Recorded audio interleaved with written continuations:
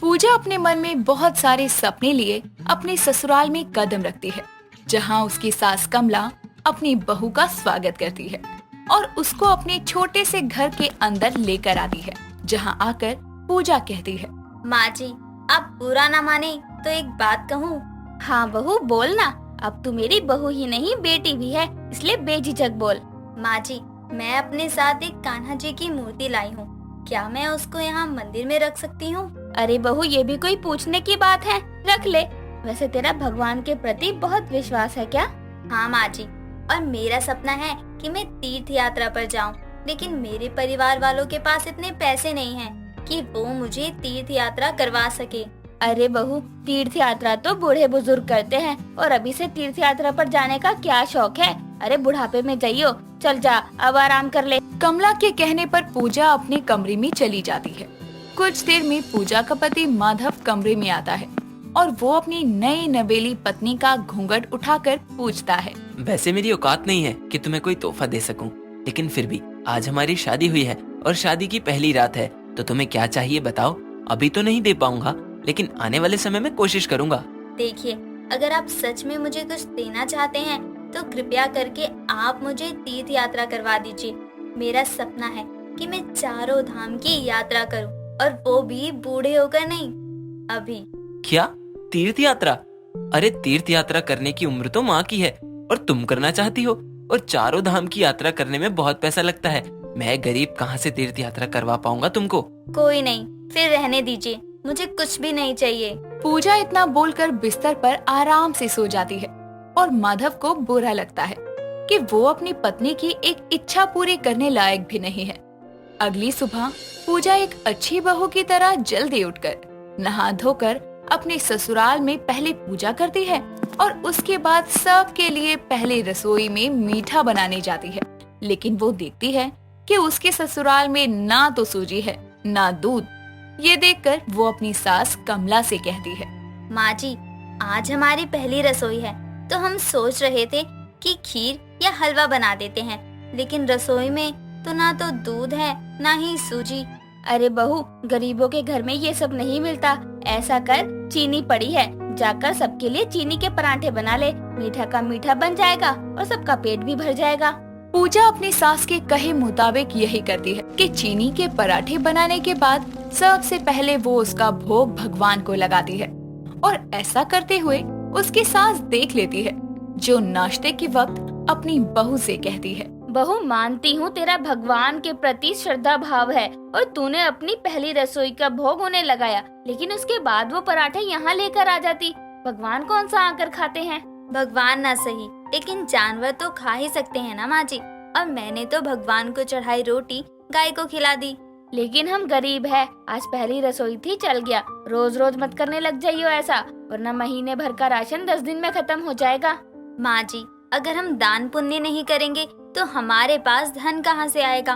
भगवान भी उन्हीं की झोली भरते हैं जो दूसरों को सुख देते हैं। और देखना, जब मैं तीर्थ यात्रा पर जाऊंगी तो वहाँ से अपने ससुराल के लिए और समस्त गरीब बेसहारा लोगों के लिए दुआ मांगूंगी। प्रार्थना में बहुत शक्ति होती है माँ जी, और ऐसे पवित्र स्थलों पर जाकर प्रार्थना करने से मनोकामना भी जरूर पूरी होती है। लेकिन तुझे तीर्थ यात्रा पर भेजने के लिए हमारे पास पैसे नहीं है, ना ही हो पाएंगे। इतना ही पैसा होता तो पहले मैं ही तीर्थ यात्रा कर लेती। कमला इतना बोलकर नाश्ता करके उठ जाती है और माधव भी ये बात सुनकर जल्दी से अपना खाना खत्म करता है और वहाँ से अपने काम के लिए चला जाता है। पूरे दिन के अपने काम को खत्म करने के बाद पूजा अपनी सास की इजाजत से आसपास की औरतों के सूट सिलने का काम करने लगती है। माधव भी अपने काम पर रोज से ज्यादा देर तक जाने लगता है।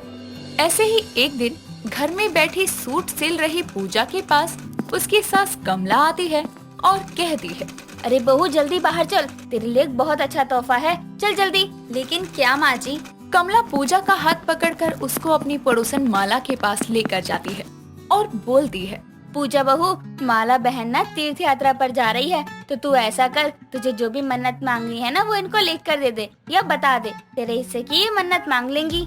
अच्छा ठीक है माँ जी। पूजा माला के कान में अपनी मन्नत बता देती है, जिसको सुनकर माला हंसते हुए कहती है, अरे कमला, तेरी बहू तो सच में कमली है। सुन तो इसने क्या मांगा है। इसने मांगा है कि मैं ये तीर्थ यात्रा कर पाऊँ। बताओ, तुम्हारी हालत इस गांव के सारे मंदिर घूमने की नहीं है और तेरी बहू तीर्थ यात्रा के सपने देख रही है। ये क्या बात हुई माला बहन, किसी की मन्नत का ऐसे मजाक नहीं बनाते। और अगर भोलेनाथ ने चाहा तो मेरी बहू भी तीर्थ यात्रा कर पाएगी, वो भी बुढ़ापे में नहीं बल्कि इसी हालत में। भगवान गरीबों को भी बुलाते हैं। बुलाते तो हैं, लेकिन गरीबों के पास पैसे नहीं होते, इसलिए वो नहीं जा पाते। खैर, मैं तो जाऊं। माला की ये बात सुनकर कमला को बहुत बुरा लगता है और वो भी अब चाहती थी कि वो जाए ना जाए, लेकिन उसकी गरीब बहू की तीर्थ यात्रा का सपना जरूर पूरा हो जाए, जिसके लिए वो कहती है, अरे बहू सुन, तू सूट सिलती है ना, मैं भी 2-4 घरों में बर्तन वर्तन या झाड़ू पोछे का काम पकड़ लेती हूँ। पैसे आएंगे तो उसे जोड़ना शुरू करेंगे, फिर हम भी तुझे तीर्थ यात्रा पर भेज पाएंगे। माँ जी, अपनी सास से काम करवा कर मैं तीर्थ यात्रा कर भी लूंगी तो क्या फायदा।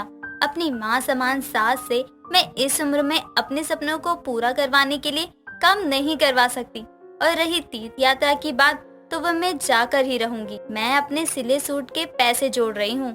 ऐसे तो बहुत समय लग जाएगा। कोई नहीं माँ जी, बाकी भोलेनाथ ने चाहा तो वो कोई ना कोई रास्ता निकाल ही देंगे। देखते देखते 1 साल निकल जाता है और अब तक तो पूजा के पास बस 10,000 ही जुड़ पाए थे, जिसके चलते एक शाम माला कमला के घर आती है और प्रसाद देती हुई कहती है, अरे कमला बहन, लो प्रसाद, वैष्णो देवी का है। अच्छा ये बात बताओ, तुम्हारी बहू हो आई क्या तीर्थ यात्रा पर? पिछले साल की बात है ये, जब तुमने कहा था कि तुम्हारी बहू भी जाने वाली है। हाँ माला बहन, और मेरी बहू जाएगी, बस थोड़ा समय लग रहा है, तुम चिंता मत करो। जब मेरी बहू जाकर आएगी तो प्रसाद तुम्हारे घर भी आ जाएगा। और मैं भगवान का प्रसाद ताने देते हुए नहीं देने आऊंगी, क्योंकि मेरी बहू ने कहा है तीर्थ यात्रा या धार्मिक स्थलों पर जाने का फायदा क्या, जब दिल में दूसरों को नीचा दिखाने की आदत हो। कमला की इस बात से माला का मुंह बन जाता है। 2 दिन बाद पूजा और माधव की शादी की सालगिरह होती है, जिस पर माधव शादी की सालगिरह से 1 दिन पहले पूजा के हाथों में बहुत सारे पैसे देते हुए कहता है, पूजा, तुमने मुझसे अपनी शादी की पहली रात जो भी चीज मांगी थी वो आज मैंने पूरी कर दी। ये 50,000 रुपए हैं। इससे तुम अपनी तीर्थ यात्रा पर जाने का सपना पूरा कर सकती हो। 50,000? बेटा इतने पैसे कहाँ से लाया तू? माँ, कहीं से लाया नहीं हूँ, बल्कि ये रोज देर तक काम करके 1 साल में मैंने जोड़े हैं। माफ करना कम हुए तो, लेकिन मैं अपनी पहली एनिवर्सरी पर तुमको ये तोहफे के रूप में देना चाहता था। आपने इतना सब कुछ मेरे लिए किया। आप दोनों कितने अच्छे हैं। एक गरीब बहू की तीर्थ यात्रा के सपने के लिए मेरे पति और मेरी सास ने इतनी मेहनत की। माँ जी, दूसरे गांव से जा जाकर मेरे लिए सूट सिलवाने के लिए ग्राहक लाती थी, जिसके चलते मैंने भी 10,000 रुपए जोड़े हैं। मतलब अब मेरी बहू तीर्थ यात्रा पर जा पाएगी? आपकी बहू ही नहीं बल्कि हम सब जा पाएंगे माँ जी। इतने पैसों में हम तीनों एक साथ जाएंगे तीर्थ यात्रा करने और अपने मन को शांत करेंगे।